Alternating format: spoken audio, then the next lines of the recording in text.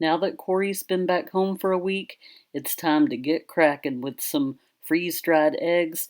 I also haven't done a grocery haul in a while, and most importantly, I'm doing a little R&R, taking care of me, so I can be recharged and ready to help others. We're going to do a little bit of painting with me and my girls and go to the free bookstore and make a big batch of broccoli cheddar soup.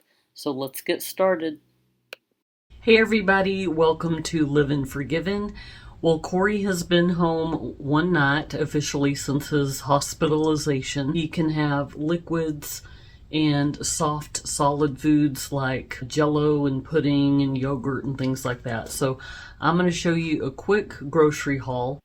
Tonight we are having broccoli cheddar soup, and Corey cannot eat bread yet, but Chloe and I will be eating out of these sourdough bread bowls. Broccoli, carrots half and half, miso soups, green onion, and tofu.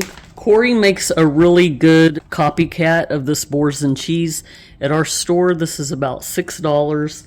He makes it for a fraction of the cost. We have most of the ingredients and the seasonings on hand, but it calls for butter and cream cheese.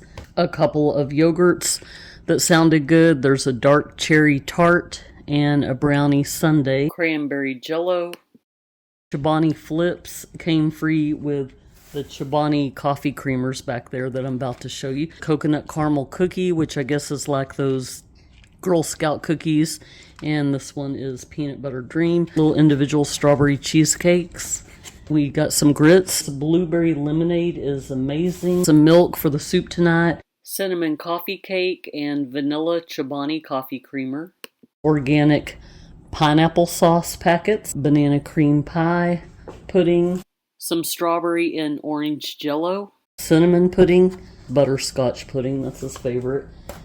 Ice cream sandwich pudding. Mardi Gras coming up, so I got some of the king cake community coffee, pecan praline. I can't remember if I showed the cream of wheat or not, but we got some of this. He was really liking this when he was able to eat in the hospital. Now that Corey's back home from the hospital, I finally had a chance to go through our refrigerators and our freezers to do inventory on all the produce that we stocked up on before he went to the hospital 4 weeks earlier and see what's still good and what needs to be tossed. On top of the produce that we bought, we had a lot of friends and neighbors stop by and bring us produce too, and I'm embarrassed to admit that I really didn't get to eat much of this. I was so busy working and trying to hold down the fort at home and then go visit Corey when I had time. I also need to check the freezers because I knew now that he was coming home that he would be on a liquid diet. So I've been making a lot of homemade soups. Speaking of soup, we're going to be making some broccoli cheddar soup tonight, using up some of the produce that I was able to salvage. I just put in a little bit of carrot and onion, and I had some leftover cream of potato soup that I made the other night, and then this big old block of frozen chicken broth that we made. And I added a can of Campbell's cheddar cheese soup and some of the broccoli, some smoked mustard, and a little bit of other seasonings like salt and pepper and thyme and garlic powder and just whatever we saw fit. Now, Chloe's not a big fan of this Velveeta knockoff. She doesn't like that loaf cheese. I had a little bit left over from when I made brisket queso around the holidays. I'm not going to put a ton of this in there because I am going to grate some cheddar cheese too, but I am just going to put a little bit in there because I do need to use it up. I also forgot to add smoked paprika, so I'm going to go ahead and do that in this step, and I'll come back later and finish up. My cat started tweaking because we got a visitor.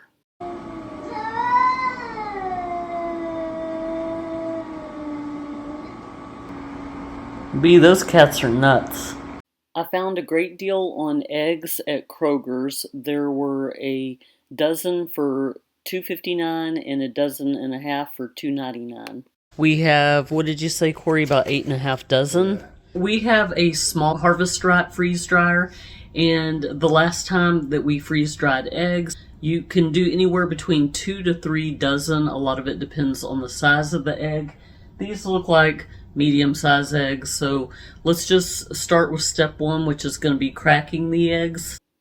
Cracking a bunch of eggs at once is very intense. It feels a lot like getting a bunch of paper cuts on the shells. The only drawback to freeze drying eggs, and it's not really a drawback to me, but you can pretty much only eat your eggs scrambled or as an omelet. So if you like sunny side up or fried eggs, this probably isn't going to be ideal for you. Of course, you can also rehydrate freeze-dried eggs and use them when you're baking. It's pretty cool in times like these where eggs are just through the roof. It's nice to be able to freeze-dry them and just save them and preserve them for a later date.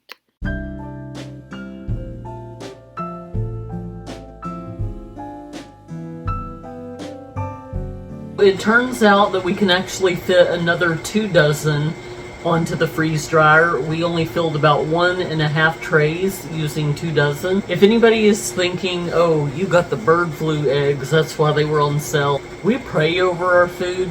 We know that they're trying to poison us through a lot more than our eggs. So just pray over your food and ask that the Lord bless it, and you should be okay. We're gonna let the eggs go for about 24 hours. Corey is cracking the next 2 dozen eggs. But I wanted to show you the finished product. It's going to look like this. It's like all flaky. And we use a 3-to-1 ratio. So if we use a tablespoon of the egg powder, then we add 3 tablespoons of water. And I find this to be just as convenient. It tastes just as good. If you go camping like we do, you can take this with you and not worry about eggs cracking on the trip. If you don't have a freeze dryer, Augustin Farms and Thrive and different businesses like that sell freeze-dried eggs. I've seen people actually freeze eggs too. Like what they do is they crack them into ice cube trays and then freeze them, and then when they're frozen solid, take them out, pop them out, and put them in a Ziploc bag. I haven't tried that. I don't know how good that is, but when you're ready to use them, just pull a couple of cubes out, let them come to room temperature. So if anybody's tried that before, let me know. I stand corrected, we were only able to fit 3 dozen on here. Sorry for the confusion. Poor Corey has lost 30 pounds since going to the hospital. I know for 2 days they weren't feeding him at all, not even through his intestines, while they were trying to figure out how to get the stent to stay in place in his esophagus and stomach to close up that hole. They didn't feed him at all. He's kind of in a zone, wears out very easily, and I think he overdid it a little bit today when we went to the grocery store. Being in the hospital a month, and he slept about 60% of the day every day. I'm out running errands, and I wanted to bring y'all along while I tried the new Thin Mint Frosty from Wendy's. I haven't had a Frosty in years. That's pretty good. You have the choice of either getting the chocolate or the vanilla Frosty, and then they put thin mint syrup in here that has little cookie crumbles of the Thin Mint cookie. I don't know if y'all can see that without me dumping it all over myself. Okay, this broccoli cheddar soup's been going all day, so we're in the last 30 minutes, so I went ahead and just threw in some half and half, and I'm going to do this smoked cheddar cheese. Didn't really measure it out, just kind of went with my feelings, and then I went ahead and gave it a good mix, and now I'm going to emulsify it so Corey can eat it and digest it a little easier. He's still kind of on a liquid diet. Felt the soup needed a little bit more broccoli, so I blanched it first instead of adding the broccoli raw because we were getting hungry and ready to eat. And then I just re-emulsified it again. Next, I cut a hole in these sourdough rolls and made little bread bowls. I just pulled the stuffing out to use as croutons in the end. I set the oven to 400. I put a little bit of seasoning in here as well as some olive oil and just put them in the oven for about 5 minutes to get them nice and toasty. I really find the sourdough bread to be sturdy and thick enough to hold the soup and it not to leak out. This was absolutely divine, and my family went to Chowtown on this stuff. It was so good. I loved using the little bread pieces as croutons and dipping it in. It was amazing. I am so grateful Corey has been home a few days. He is still very limited on the things he can do, so I'm still doing a lot of the things that he used to do before. He can't lift more than 5 pounds. To any of those people out there who are caregivers, just know you do not need to feel guilty to take care of yourself. Self-care is so very important. I know there's a lot of stigma about self-care that makes you look selfish. You know, when you go flying and the flight attendant gets on the speaker and says to put your oxygen mask on before you help the person next to you, that just really rings true with me in life. I've just been burning my candle at both ends, so today is going to be a day where I get back in the gym. It's been about a month since I've been able to work out, and when I work out it makes me feel so much better, so energized and recharged and ready to go. I'm going to start taking care of myself this week. Since it's been a while since I've worked out, I wanted to ease back into it slowly. I just did about 30 minutes of cardio, skipped the strength training, and went straight to the black card room so I could do the massage chair.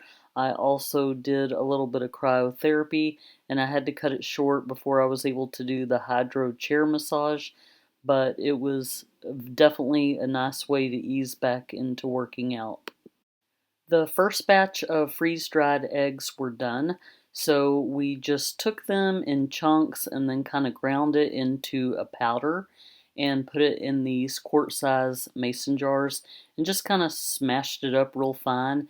Next, Corey put some oxygen absorbers in there and then used the vacuum sealer on them to keep the moisture and this Texas humidity out. So we were able to yield 6 dozen eggs in total, and we just put them in these quart-sized jars. Olivia and I decided to go to the Mud Pie Company.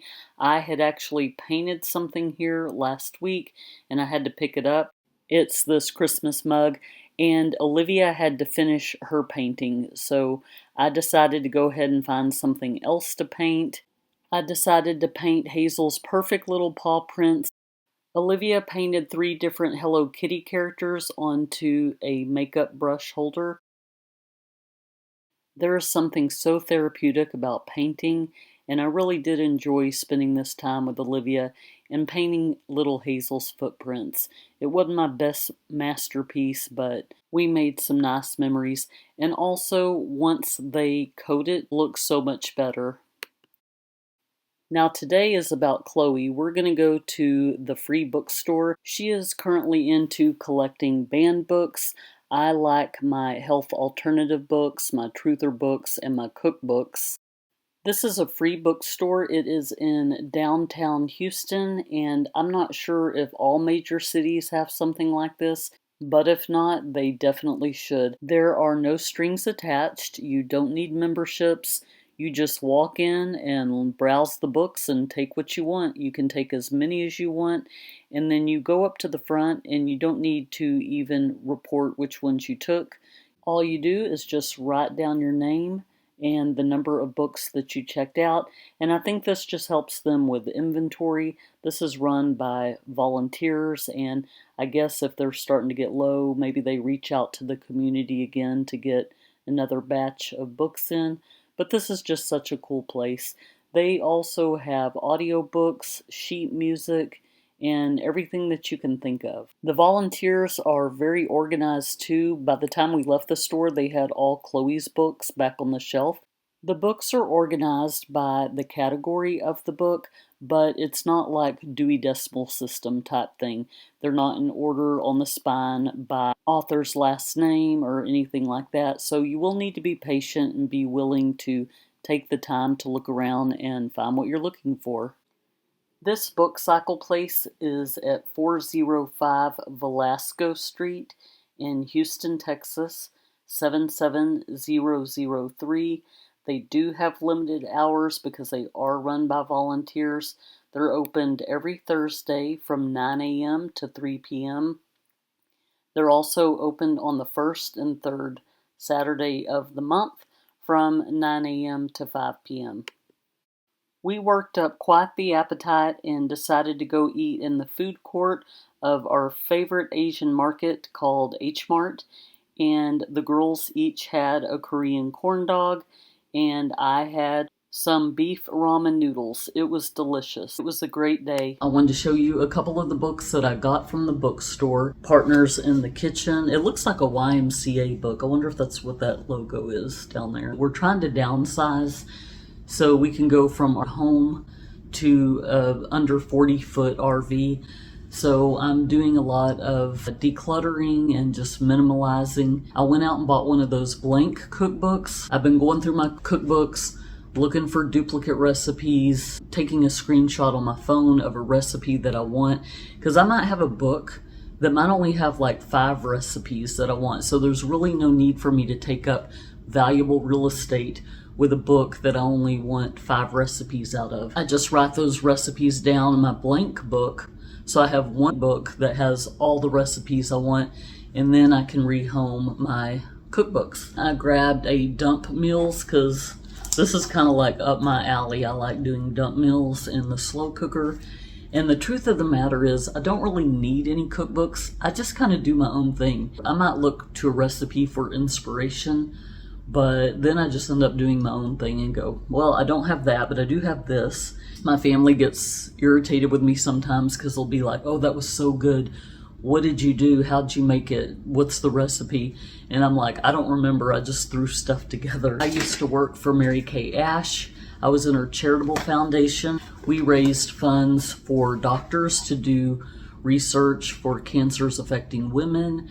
We also had a domestic violence program that we helped victims of domestic violence, and we donated to various women and children's shelters in the area. I love Mark Twain and I love all his stories. The Plot Against America, it's an audiobook. I think I might actually have this book. The last thing I got, Night Journey, but my attention span lately is that of a gnat. So I saw that it was thin and I was like, okay, I'll take that. Chloe got herself some books too. She is on a spree of collecting banned books. Banned doesn't mean that they've been pulled from publication or print or pulled off the shelves. It just means that there's something controversial about them, or maybe they were pulled from the school district or whatever. So she's been collecting banned books for a long period of time. So I'm looking over at the bookshelf to look at the new books. She got some things that are over my head, but she also got a series of Shakespeare's plays, which I thought was cool. That's the only thing I recognize. So today it is 1 week since Corey was released from the hospital. I haven't shown him too much on camera during this video because he is still on some medication and is slightly out of sorts and not himself. Just because someone gets out of the hospital doesn't mean that everything goes immediately back to normal. There is a transition process, especially if they were in the hospital for quite a while and maybe they've got all these discharge instructions, things they need to do. His wrist has been hurting him because he did try to go into the office for a couple of hours and take notes, so his hand was real sore. When they were trying to have him walk in the hospital to make sure he didn't get bed sores or pneumonia, he didn't have his shoes on. He had to wear his socks that they provide at the hospital. Putting his shoes back on, those little things is like really, different for him, so his ankles are sore. I've been having to help him with opening his medicine bottles because, again, his wrist hurts. I'm very glad he's back, but there is still a lot of things that I'm helping him with around the house. He's still not able to lift more than 5 pounds. It's just gonna take some time. So there's times that I want to do something to take care of myself, and that's kind of what this week was about. Obviously, it was taking care of Corey, but also finding a balance and taking care of myself, doing some of the things I want to do, especially with my girls they've been my rock while he's been in the hospital. They've really helped me out a lot around the house too, and have kind of been my sounding board. It's so nice having young adult children that you can talk to about your concerns and get logical advice from them. And hope you enjoyed this video. I hope you got something out of it. I don't really do instructional videos when it comes to things like freeze drying eggs or recipes, because again, with the recipes I just throw things together that I have on hand, and I encourage others to do that too. Just use what you've got. I hope you find a balance if you are taking care of others, that you find the time to take care of yourself too. That's so important. But I hope y'all have a blessed morning, evening, afternoon, wherever you are, and I'll see you next time. Bye guys.